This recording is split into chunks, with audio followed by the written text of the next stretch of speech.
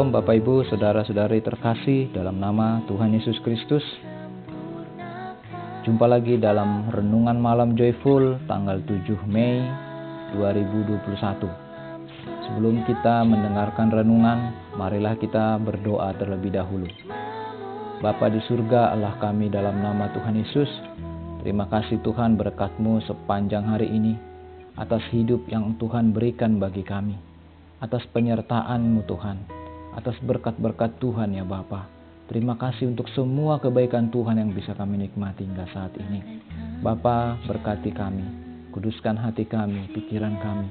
Ampuni segala dosa pelanggaran kami kalau sepanjang hari ini kami ada mungkin mendukakan Tuhan ya Bapa secara tidak sadar.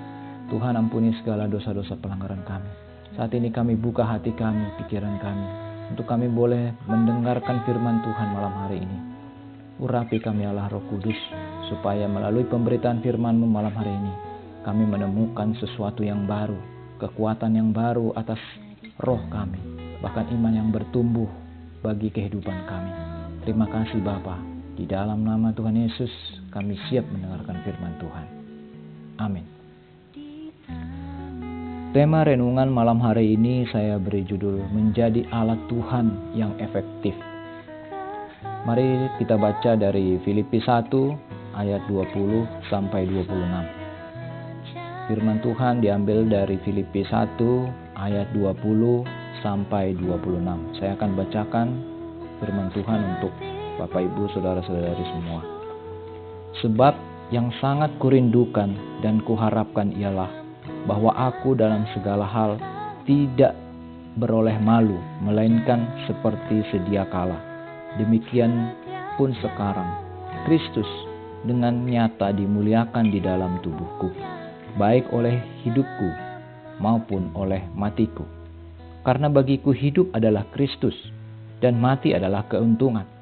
Tetapi jika aku harus hidup di dunia ini, itu berarti bagiku bekerja memberi buah. Jadi mana yang harus kupilih? Aku tidak tahu. Aku didesak dari dua pihak. Aku ingin pergi dan diam bersama-sama dengan Kristus. Itu memang jauh lebih baik. Tetapi lebih perlu untuk tinggal di dunia ini karena kamu. Dan dalam keyakinan ini, taulah aku akan tinggal dan akan bersama-sama lagi dengan kamu sekalian, supaya kamu makin maju dan bersukacita dalam iman, sehingga kemegahanmu di dalam Kristus Yesus makin bertambah karena aku, apabila aku kembali kepadamu. Amin. Firman Tuhan yang baru kita baca merupakan surat dari Rasul Paulus kepada jemaat Tuhan di Filipi. Kalau mengingat Paulus, kita tentu teringat bagaimana seorang rasul yang sangat luar biasa, yang dipakai oleh Tuhan dengan luar biasa. Rasul Paulus merupakan salah satu hamba Tuhan atau orang-orang yang total hidupnya berubah, yang dipakai Tuhan menjadi alat yang sangat efektif di tangan Tuhan. Berbicara tentang alat, ada dua pengertian. Pengertian pertama adalah alat itu instrumen. Lalu pengertian yang kedua adalah alat itu merupakan suatu hiasan. Sebagai contoh, jam dinding adalah alat penunjuk waktu. Tapi kalau kondisinya mati, maka ia hanya menjadi hiasan dan bukan sebagai alat. Dalam kehidupan kita, Allah menciptakan kita dengan sebuah tugas, yaitu untuk menjadi alat bagi kemuliaan Tuhan. Untuk itu, kita mesti menjadi alat yang tepat berfungsi dengan baik. Apabila kita tidak berfungsi sesuai kehendak Tuhan, maka kehidupan kita tidak lebih dari sekedar hanya hiasan di dunia ini saja. Bagaimanakah supaya hidup kita menjadi alat yang sangat efektif di tangan Tuhan? Saya mencatat ada 5 hal. Ada 5 poin yang bagaimana supaya hidup kita menjadi efektif, menjadi alat yang sangat efektif di tangan Tuhan. Poin pertama, Allah memberikan sebuah potensi dalam hidup kita. kita perlu menyadari bahwa Allah menciptakan kita dengan sebuah potensi, dengan talenta atau bakat atau kemampuan dan sebagainya. Allah menghendaki agar kita menggunakan segenap potensi tersebut untuk kemuliaan Tuhan. Dalam Matius 25 ayat 14-30, kita juga dapat melihat sebuah perumpamaan yang menarik bahwa ada 3 orang hamba yang masing-masing diberi talenta menurut kesanggupannya. Pelajaran menariknya bukan hanya 3 hamba ini diberi talenta yang berbeda-beda, tapi mereka juga dituntut untuk mengembangkan talentanya sesuai dengan potensinya masing-masing. Demikian juga dalam hidup kita. Tuhan menciptakan kita dengan potensi, kemampuan yang berbeda-beda, dan tentunya Tuhan juga akan menuntut kita untuk mengembangkan semua potensi tersebut sesuai apa yang dipercayakannya. Perlu kita ingat bahwa Tuhan tidak menghendaki kita menjadi hiasan saja, melainkan menjadi alat Tuhan yang efektif bagi kemuliaan namanya. Poin kedua, bagaimana supaya hidup kita menjadi alat yang sangat efektif di tangan Tuhan. Poin kedua adalah perlu tersambung dengan sumber. Ada sebuah pelajaran menarik yang dapat kita ambil melalui hubungan antara barang-barang elektronik dengan arus listrik. Barang elektronik seberapapun canggihnya itu, jika tidak tersambung dengan arus listrik, maka barang tersebut tidak akan dapat berfungsi dengan baik. Arus listrik bagi barang elektronik merupakan sumber kehidupan, kekuatan yang memungkinkan barang tersebut berfungsi. Tanpa arus listrik, maka barang-barang tersebut tidak lebih dari sebuah hiasan saja. Dalam hidup kita juga berlaku hal yang sama. Agar hidup kita dapat berfungsi dengan baik, maka kita perlu senantiasa terhubung dengan Allah. Tanpa keintiman dengan Tuhan, maka kita tidak akan dapat mengerti kehendak Tuhan melalui kehidupan kita. Tanpa keintiman dengan Tuhan, kita tidak akan mungkin dapat menjadi alat yang berfungsi sebagaimana Tuhan inginkan dalam kehidupan kita. Poin ketiga, bagaimana supaya hidup kita menjadi alat yang efektif di tangan Tuhan. Poin ketiga adalah perlu proses.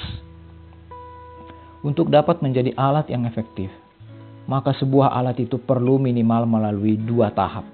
Tahap pertama yaitu tahap pembuatan, dan tahap kedua itu tahap pengujian. Pertama, proses pembuatan. Alat tersebut dijadikan dengan bentuk dan karakteristik yang sesuai dengan kehendak penciptanya. Lalu tahap kedua adalah pengujian, yaitu memastikan supaya semua peralatan sudah berfungsi dengan baik sesuai dengan tujuannya. Dalam hidup kita, untuk kita dapat memenuhi panggilan Tuhan dan menjadi alat Tuhan yang berfungsi dengan baik, maka Tuhan perlu memproses kita.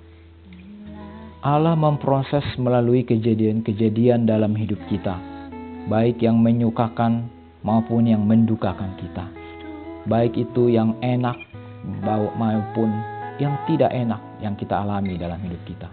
Semua itu Allah pakai agar kita dapat berfungsi dengan baik sesuai dengan kehendaknya. Yang keempat, bagaimana kita menjadi alat yang efektif di tangan Tuhan. Poin yang keempat adalah lihat dari sudut pandang Allah.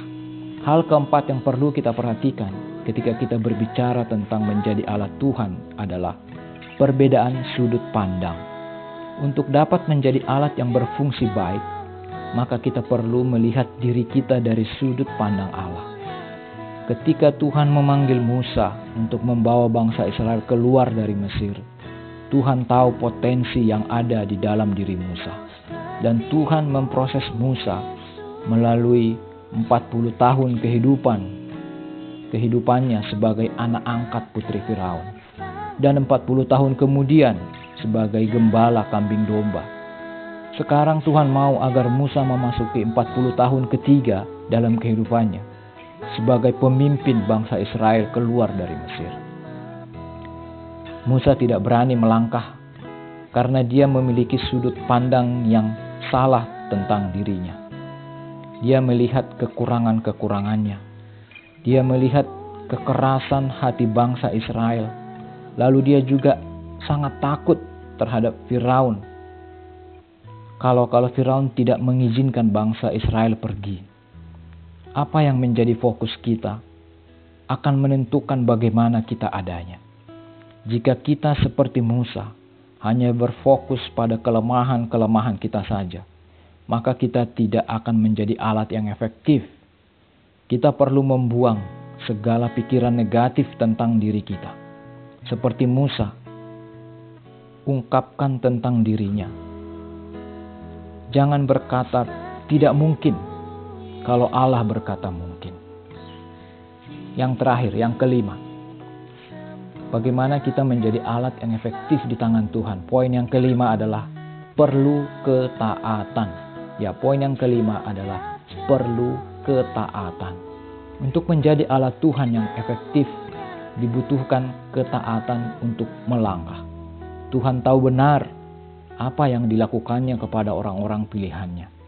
Dalam kehidupan Musa, walaupun pada awalnya ia banyak alasan untuk melangkah, tetapi akhirnya ia tetap berjalan juga ke Mesir.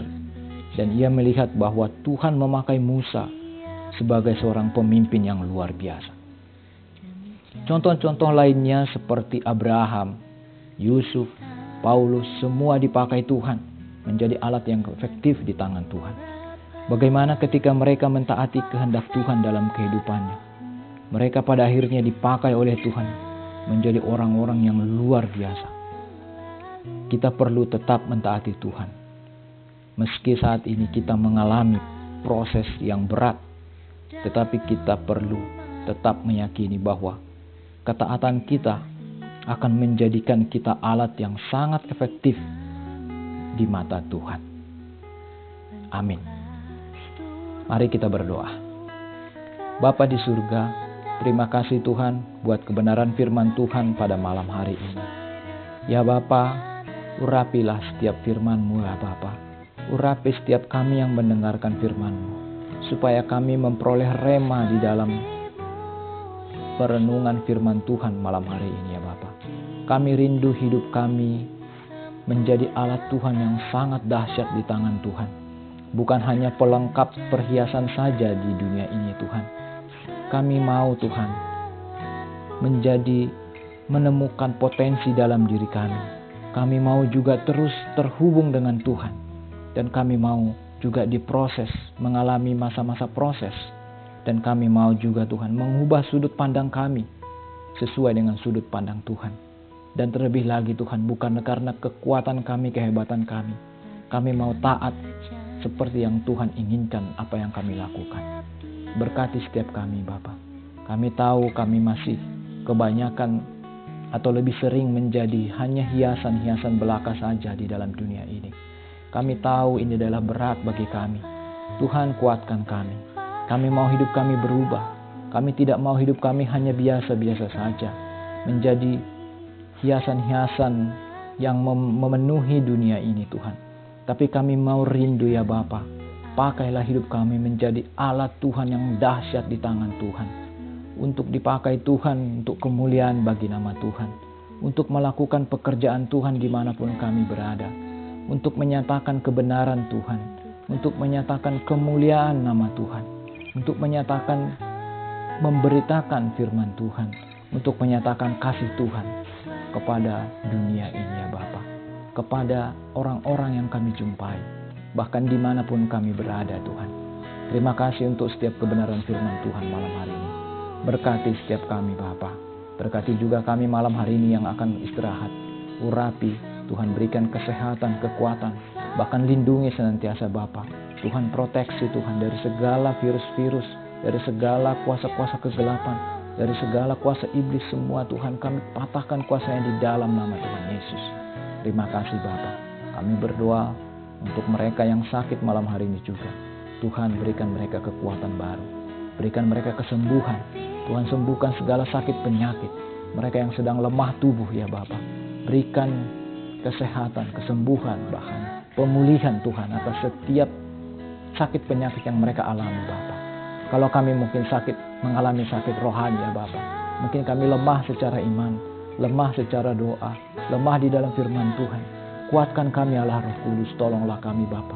supaya kami boleh terus terhubung kepada sumber itu seperti alat elektronik terhubung ke listrik ya Tuhan. Supaya hidup kami boleh berfungsi kembali dan kuasa Tuhan menyertai kami kemanapun kami melangkah ya Bapa. Terima kasih Bapa buat malam hari ini. Terpujilah namamu Tuhan. Kami serahkan kehidupan kami ke dalam tangan Tuhan. Di dalam nama Tuhan Yesus kami telah berdoa dan mengucap syukur. Amin.